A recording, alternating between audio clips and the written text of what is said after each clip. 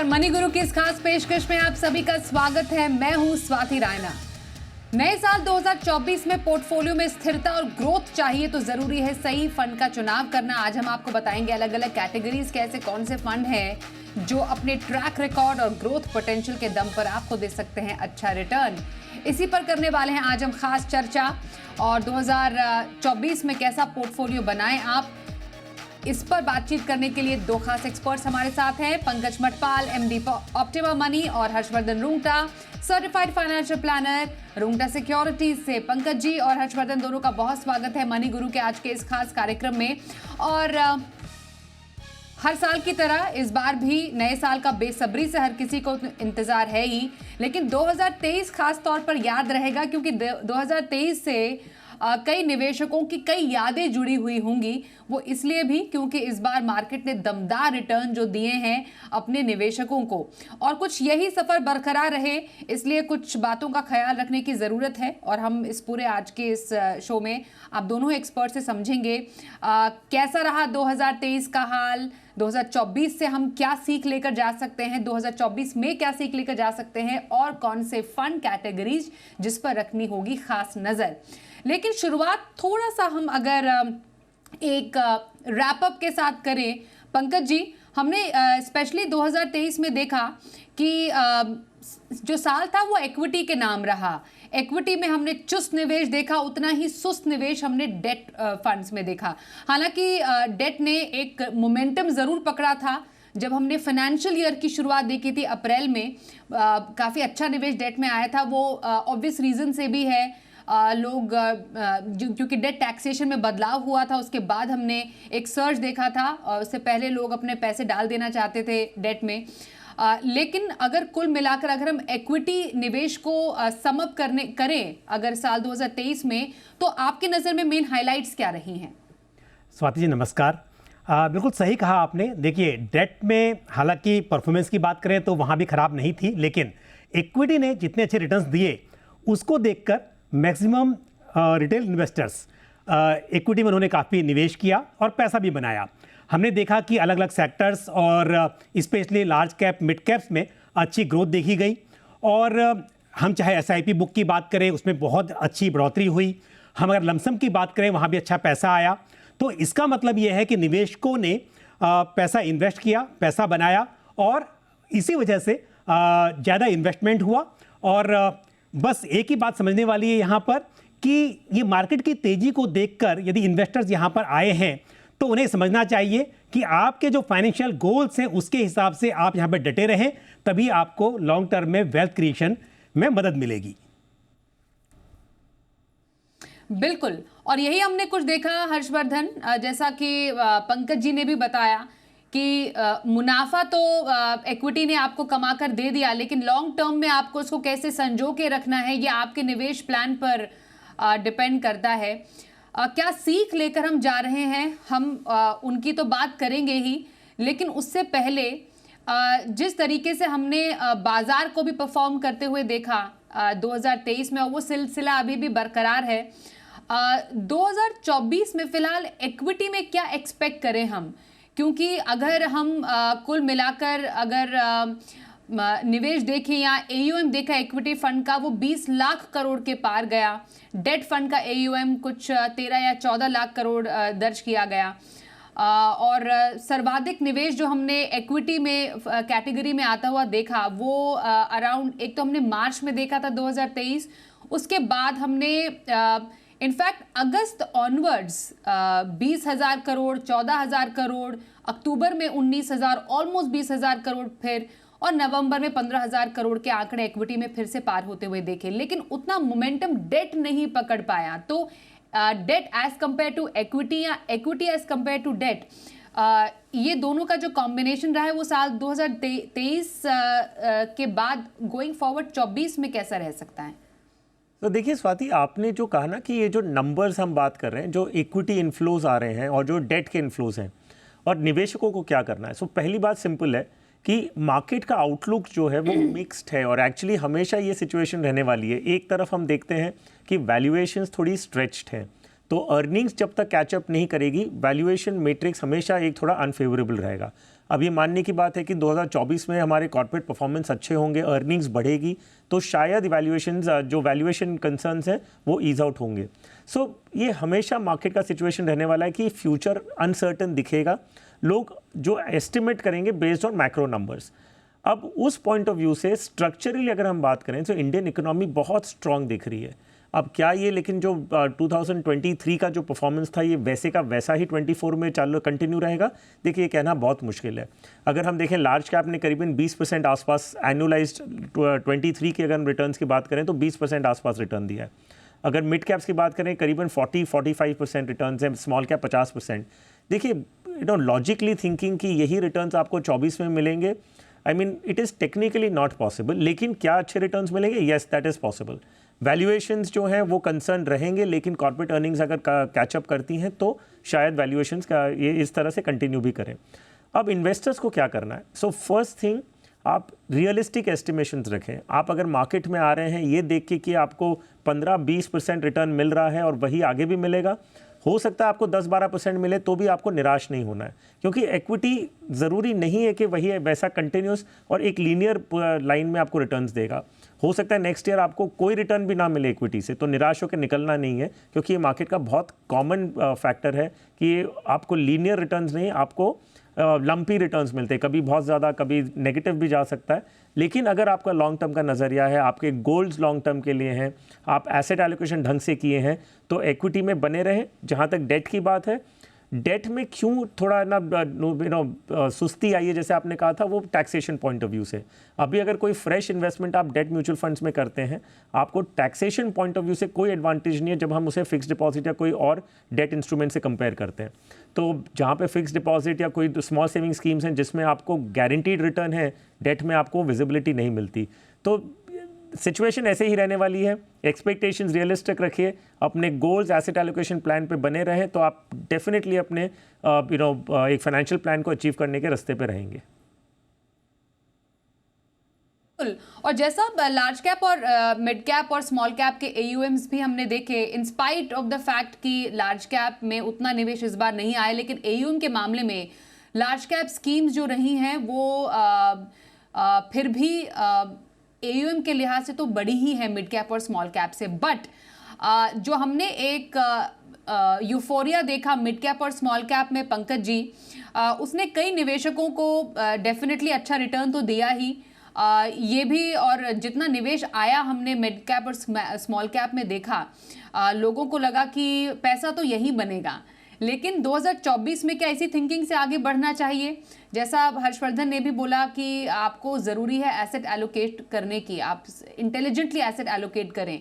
हो सकता है आपको कई बार निराश भी होना पड़े, तो जितना खुश मिड कैप और स्मॉल कैप ने 2023 में किया है, 2024 में स्मार्टली कैसे प्लान करना चाहिए? बिल्कुल, देखिए स्वाति जी, ऐसा है कि इकोनॉमी में साइकिल्स होती हैं, बिजनेस साइकिल्स होती हैं, और अलग अलग टाइम पर अलग अलग तरह के सेक्टर्स, अलग अलग मार्केट सेगमेंट्स एक दूसरे से बेहतर परफॉर्म कर सकते हैं। अब क्योंकि 2023 ये स्मॉल कैप और मिड कैप का ईयर रहा, जहां पर हमने देखा कि लार्ज कैप के मुकाबले यहां बेहतर रिटर्न्स दिखे गए, लेकिन यदि हम वैल्यूएशन की बात करें तो वैसे तो ओवरऑल मार्केट की बात करें तो वैल्यूएशन थोड़े एक्सपेंसिव ही दिखाई दे रहे हैं, लेकिन लार्ज कैप में फिर भी दिखता है कि पोटेंशियल ज़्यादा है। शायद 2024 में लार्ज कैप बेटर परफॉर्म करेगा compare to small cap and mid cap, और वजह यही है कि वैल्यूएशन काफ़ी एक्सपेंसिव हो चुकी हैं। तो निवेशक यदि इस हिसाब से निवेश कर रहे हैं कि उनका नज़रिया लॉन्ग टर्म का है और पोर्टफोलियो में large cap, mid cap, small cap सब कुछ होना चाहिए, तो बिल्कुल आपके पोर्टफोलियो में अभी भी मैं कहूँगा कि भले ही एक्सपेंसिव है, लमसम में ना इन्वेस्ट करें, लेकिन आप स्टैगर्ड मैनर में और SIP की शुरुआत कर सकते हैं। लेकिन ये सोचकर कि 23 में स्मॉल कैप में कुछ स्कीम्स में यहाँ तक कि 50% का रिटर्न मिला, तो आप इस हिसाब से ज़्यादा एलोकेशन स्मॉल कैप में कर लेंगे तो ये बहुत जोखिम भरा होगा। तो यदि आप शुरुआत की बात कर रहे हैं तो मुझे लगता है कि ज़्यादा एलोकेशन लार्ज कैप में होना चाहिए, लेकिन लॉन्ग टर्म के हिसाब से थोड़ा बहुत एलोकेशन आपका स्मॉल कैप, मिड कैप में भी रहना चाहिए।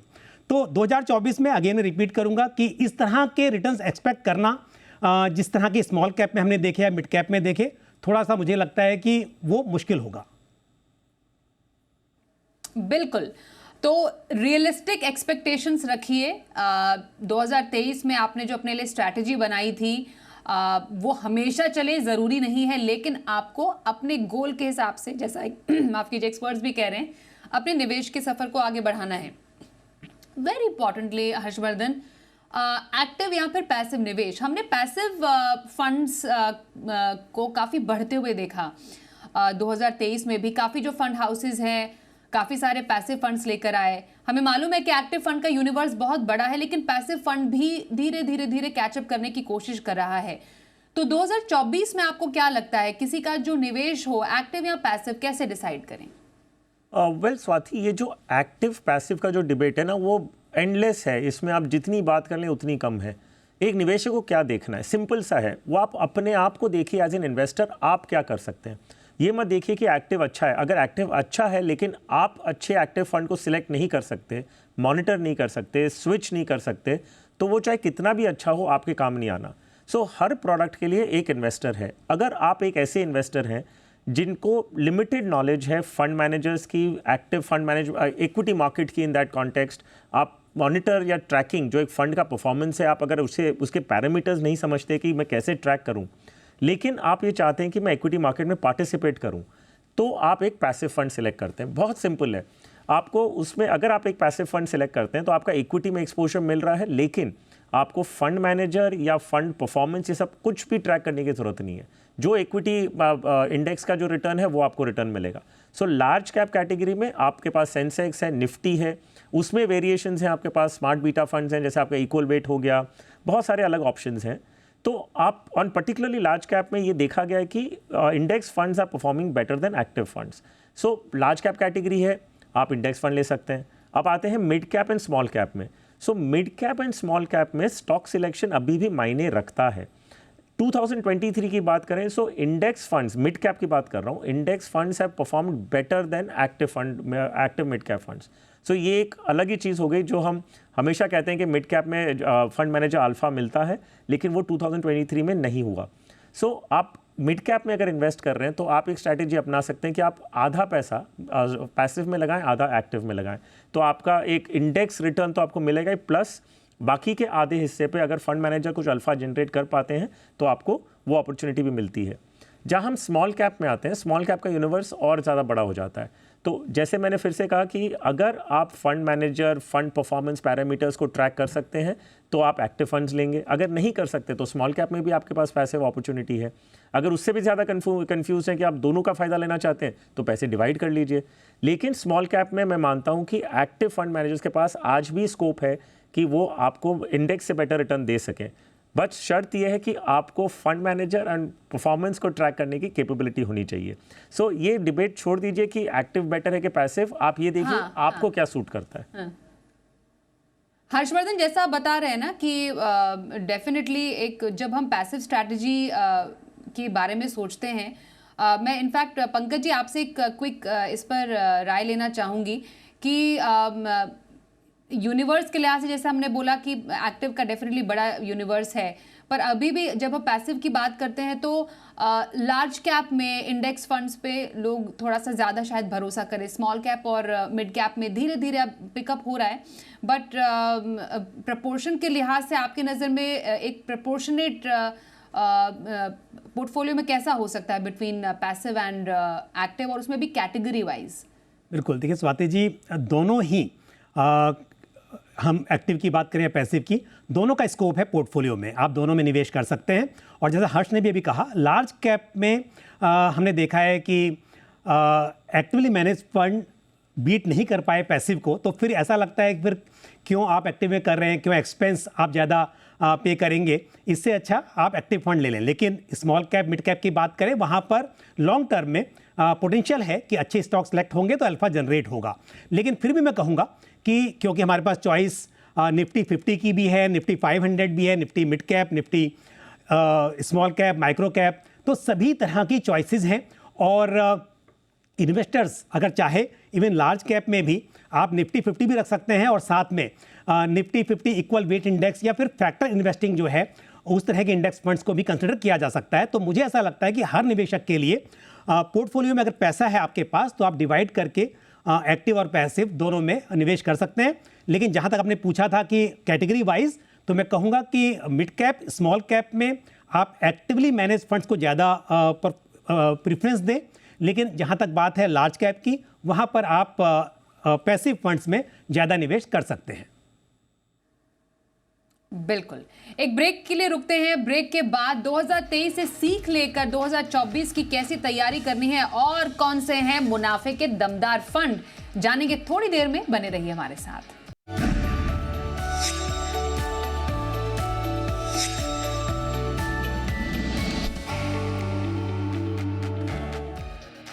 नया साल निवेश बेमिसाल बात कर रहे हैं हम दो एक्सपर्ट्स हैं, पंकज मटपाल और हर्षवर्धन रुंगटा। अब 2023 से क्या सीख लेकर 2024 की करनी है तैयारी। हर्षवर्धन, आपसे शुरुआत करेंगे। आपकी नजर में वो 5 सीख 2023 की जिससे हो सकती है 2024 की परफेक्ट तैयारी। स्वाति, अगर 5 चीज़ें हमें बात करनी है तो पहली चीज़, रिस्क नहीं लेना सबसे बड़ा रिस्क है। ये एक 2023 से सीख लेंगे हम, वो इस तरह से, क्योंकि बहुत सारे ऐसे इन्वेस्टर्स हैं जो समझते हैं कि इक्विटी बहुत रिस्की एसेट है, हमें उसमें इन्वेस्ट नहीं करना है। और डेट में जो 7-8% में हम पैसे लगाते हैं, अल्टीमेट हमारा ऑब्जेक्टिव ये होता है कि हमें इन्फ्लेशन को बीट करना है, तो उसके लिए आपको थोड़ा रिस्क लेना पड़ेगा। अगर आप रिस्क नहीं लेंगे तो वो सबसे बड़ा रिस्क है। थोड़ा आपको अपने प्लानिंग में जाइए, एसेट एलोकेशन में जाइए, देखिए कि आप इक्विटी में कैसे एक्सपोजर ले सकते हैं, और थोड़ा रिस्क आपको लेना पड़ेगा। दूसरी सीख जो हम 2023 से लेंगे कि आप अगर बहुत ज़्यादा रिस्क ले रहे हैं सिर्फ पास्ट रिटर्न्स को देख के, तो वो भी एक बहुत बड़ा रिस्क है। ये 2023 में हमने देखा कि mid cap and small cap में जो रिटर्न्स मिला है, काफ़ी निवेशक ऐसे हैं जो उन्होंने अपना allocation mid cap and small cap में बहुत ज़्यादा बढ़ा दिया, ये बिना जाने हुए कि मिड कैप और स्मॉल कैप की वॉलेटिलिटी कैसे काम करते हैं, उनके न्यूआंसेस क्या हैं। तो ये सही तरीका नहीं है। तो अगर आज की तारीख में आपका मिड एंड स्मॉल कैप में बिना समझे हुए आपने बहुत ज़्यादा एक्सपोजर ले रखा है, तो ये अच्छा मौका है कि आप उसे करेक्ट कर लें। विच मीन्स आज आप प्रॉफिट में अपना जो भी रीबैलेंसिंग करना है वो प्रॉफिट में करेंगे। अगर कोई कारण से मार्केट गिरता है, कुछ होता है, तो यही काम आप लॉस में होते हुए करेंगे। ये अच्छा मौका है आपके पास कि अपनी गलती सुधारने का। बहुत ज़्यादा रिस्क लेना इसी चीज़ को देखते हुए कि पास्ट रिटर्न्स है, तो वो बहुत अपने आप में बड़ा रिस्क है। तीसरा रूल जो मैं हाईलाइट करना चाहूँगा, जो मैं ऑब्जर्व कर रहा हूँ, वो है कि लोगों ने अपनी एसेट एलोकेशन की जो स्ट्रैटेजी थी उसे निगलेक्ट कर दिया, उसे टोटली इग्नोर कर दिया, सिर्फ इसी पॉइंट ऑफ व्यू से देखते हुए कि इक्विटी इतना अच्छा रिटर्न दे रहा है। हमने इन्वेस्टर्स को देखा है जो अपनी फिक्स्ड डिपॉजिट्स, डेट फंड्स, इनमें से पैसे निकाल के ओवर लेवरेज कर रहे हैं, ओवर एलोकेट कर रहे हैं इक्विटीज़ को। सिर्फ इसी के लिए कि इक्विटीज़ में अच्छा रिटर्न मिल रहा है तो हम क्यों डेट में लगा रहे हैं, क्यों 6-7-8%, हमें बिल्कुल भी अच्छा नहीं लग रहा। वो आपके एसेट एलोकेशन की अगर स्ट्रैटेजी में है तो आप उसमें लगा के रखेंगे, ठीक है, आप अपना एसेट एलोकेशन बदल सकते हैं, लेकिन पूरा इग्नोर करना वो सही नहीं है। चौथी चीज़, एक और जो एक रियलिस्टिक एक आईना दिखाना चाहूँगा कि काफ़ी ऐसे इन्वेस्टर्स हैं जिन्होंने स्टॉक मार्केट में ट्रेडिंग या इन्वेस्टिंग बहुत रिसेंटली शुरू किया, और आज जो भी स्टॉक उन्होंने इन्वेस्ट किए होंगे तो वो हो सकता है 2 या 3 गुना हो। तो कई इन्वेस्टर्स को ऐसा लगने लग गया कि वो एक स्टॉक पिकर हैं, वो मार्केट के एक्सपर्ट्स हैं। यकीन मानिए, ऐसा नहीं है कि आपकी नॉलेज पे मैं कोई डाउट कर रहा हूँ, लेकिन अगर 1 साल के अंदर आप स्टॉक ट्रेडिंग शुरू किए और आपको प्रॉफिट हो रहा है और आपको ऐसा लगता है कि अपनी वजह से हो रहा है या आपकी नॉलेज की वजह से हो रहा है, ये शायद थोड़ा गलतफहमी हो सकती है। आज की तारीख में 2023 में आप कोई भी आंख बंद करके भी कोई स्टॉक लेते तो वो 99% चांसेस है कि वो बढ़ जाता। तो ये ज़रूरी नहीं कि आपकी नॉलेज की वजह से बढ़ा है, ये हो सकता है क्योंकि वो ऐसे भी चलने ही वाला था। रियलिस्टिकली स्पीकिंग 2024 में आप आते हैं। और पांचवा कौन सा होगा आपकी सीख? सिंपल एक पॉइंट है कि आप आप लोन लेके इन्वेस्टमेंट ना करें। तो इस बार मैंने ये भी देखा है 2023 में कई लोग जो हैं वो personal loan, loan against insurance policies, fixed deposit के सामने लोन लेके इक्विटी में इन्वेस्ट कर रहे हैं, ये देखते हुए कि उन्हें 20-30% रिटर्न मिलेगा और लोन पे आपको 8 या 12% देना है। ये गलत स्ट्रैटेजी और ये बहुत बड़ा एक ट्रैप बन सकता है आगे जाते हुए। और पंकज जी, आपके नजर में कौन सी सीख है जो 2024 की तैयारी कराए? बिल्कुल, देखिए 2023 में हमने देखा कि इक्विटी ने बहुत ही अच्छा परफॉर्म किया और specially small cap, mid cap ने। तो इन्वेस्टर्स ने बिना प्लानिंग के एक ही तरह के एसेट क्लास में या एक तरह के मार्केट कैप में ज़्यादा एक्सपोजर ले लिया। लेकिन निवेश हमेशा प्लान करके करना चाहिए। तो आपने गोल्स प्लान करें और उसके अकॉर्डिंग इन्वेस्ट करें, अदरवाइज आपके पोर्टफोलियो में जोखिम काफ़ी बढ़ जाएगा और जिस हिसाब से आप सोच रहे हैं कि यहाँ पर रिटर्न मिले हैं, शायद आपको अपनी वेल्थ क्रिएशन में बाधा पड़ सकती है। दूसरी बात, पोर्टफोलियो में डाइवर्सिफिकेशन, अगेन उसी बात को कहूंगा कि क्योंकि एक एसेट क्लास में या एक तरह के मार्केट कैप में रिटर्न्स बहुत ही अच्छे रहे तो आप भूल गए कि डाइवर्सिफिकेशन का क्या बेनिफिट है, और ये बहुत ज़रूरी है। अदरवाइज लॉन्ग टर्म में आपको दिक्कत होगी, पोर्टफोलियो में रिस्क बढ़ जाएगा। और ऐसा नहीं होता है कि एक सेगमेंट यदि एक टाइम पर बहुत अच्छा कर रहा है तो हमेशा वही अच्छा करेगा। तो पोर्टफोलियो को डाइवर्सिफाई करें, ये यहाँ पर सीख लेनी बहुत ज़रूरी है। उसके बाद लंबी अवधि में धैर्य बहुत ज़रूरी है। हमने देखा कई इन्वेस्टर्स ने प्रॉफिट बुक किया बीच में कि यहाँ पर कोई भी स्कीम में 15%, 20% रिटर्न मिल गया और वो निकल गए शॉर्ट टर्म में, जबकि देखा वही म्यूचुअल फंड स्कीम में, स्टॉक की बात भी नहीं कर रहा हूँ, कि एक साल में 50% से ग्रो हो गई। तो यानी कि आपको पेशेंस रखना जरूरी है, तभी आप मनी को मल्टीप्लाई कर पाएंगे। अदरवाइज शॉर्ट टर्म में 10%, 15% से खुश तो हो जाएंगे, लेकिन यदि वेल्थ क्रिएट करनी है तो इक्विटी में स्पेशली पेशेंस बहुत ज़रूरी है।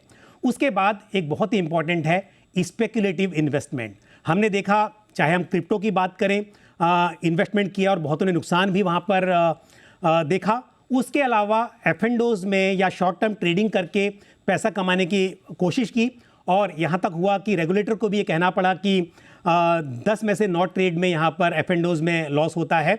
तो ये समझ लीजिए कि इन्वेस्टमेंट जो है वो टेस्ट मैच की तरह है, वो एक 2020 नहीं है। आपको लॉन्ग टर्म में पिच पर डटे रहना है, तभी आप यहाँ पर पैसा बना पाएंगे। तो ये ज़रूर सीख लें यहाँ पर। और एक लास्ट चीज़ है कि हमने देखा इस साल में बहुत सारे फाइनेंशियल स्कैम्स और ऑनलाइन फ्रॉड्स भी हुए। तो इन्वेस्टर्स को भी समझना ज़रूरी है कि आप समझकर निवेश करें। आपको इस तरह से कोई टेलीग्राम चैनल पे टिप्स आ रही हैं या किस तरह के आपको जालसाजी में फंसाने की कोशिश की जा रही है, उससे कैसे बचें। आप समझदारी के साथ और नॉलेज के साथ में इन्वेस्टमेंट करें, ताकि आने वाले समय में इस तरह का नुकसान आपके साथ ना हो। बिल्कुल। और अब दमदार फंड, हर्षवर्धन बताइए कौन से फंड्स आप रेकमेंड करेंगे? सो वेल स्वाति, 2024 में जब हम जाएंगे तो एक फंडामेंटल पॉइंट को ध्यान रखना है। मार्केट बहुत वॉलेटाइल है, बहुत सारी चीज़ें हो रही हैं। वैल्यूएशन एक तरफ कंसर्न है, दूसरी तरफ लिक्विडिटी की वजह से मार्केट गिर नहीं रहा है, फंडामेंटली स्ट्रांग रख रही है, बहुत सारी चीज़ें हो रही हैं। ये वक्त है कि आप अपने पैसे एक मैच्योर्ड फंड मैनेजर को दें। ऐसा नहीं कि तो जिसका 20 साल का एक्सपीरियंस हो, उन्होंने सारे मार्केट साइकिल्स देखे हुए हैं और ये सारी चीज़ को बहुत मैच्योर्डली हैंडल कर सकें। सो 10 फंड्स मैं बता रहा हूँ, अलग अलग फंड हाउसेस से बता रहा हूँ, जिनके सीनियर फंड मैनेजर्स हैं आईसीआईसीआई में। Only fund name Harshvardhan. So ABSL Nifty 50, समय थोड़ा कम है। हाँ जी, ABSL Nifty 50 equal weight index fund, Parag Parikh flexi cap, White Oak mid cap fund, Nippon India Nifty mid cap 150 index fund, Bandhan sterling value fund, UTI Dividend Yield Fund, Tata Multi-Asset Opportunities Fund, ICICI FMCG Fund, SBI Consumption Opportunities Fund and HDFC Developed World Indexes Fund of Fund. तो हर एक category से एक fund Harshvardhan ने चुना है अपने इस portfolio के लिए। और पंकज जी, आपके पोर्टफोलियो में कौन से फंड्स होंगे? बिल्कुल, ABSL Nifty 50 equal weight index fund मैं भी कहूँगा इसके लिए, और HDFC large and mid cap fund, Nippon India multi cap fund, Parag Parikh flexi cap fund, साथ ही एक्सिस स्मॉल कैप फंड, ये हैं डाइवर्सिफाइड फंड। इसके अलावा हाइब्रिड फंड में ICICI prudential multi asset fund और मेरे एसेट बैलेंस एडवांटेज फंड, इनको consider किया जा सकता है। और साथ ही थीमेटिक फंड, क्योंकि हम एक्सपेक्ट कर रहे हैं कि मैन्युफैक्चरिंग में अच्छी ग्रोथ देखने को मिल सकती है, तो ICICI प्रूडेंशियल मैन्युफैक्चरिंग फंड और साथ ही SBI PSU फंड, इनको आप अपने पोर्टफोलियो में शामिल कर सकते हैं। बिल्कुल, तो कुछ ऐसे फंड, दमदार फंड जो कि आप 2024 में अपने पोर्टफोलियो में शामिल कर सकते हैं, और कुछ सीख जो कि हम 2024 में लेकर जाएंगे अपने पोर्टफोलियो को और बेमिसाल बनाने के लिए। बहुत धन्यवाद करेंगे दोनों एक्सपर्ट्स, पंकज जी और हर्षवर्धन का, हमारे साथ इस कार्यक्रम में शामिल होने के लिए। और आपका ये साल नया साल रहे, हैप्पी निवेश ईयर, उसके लिए सभी को बहुत शुभकामनाएं। रुकते हैं ब्रेक के लिए, देखते रहिए जी बिजनेस।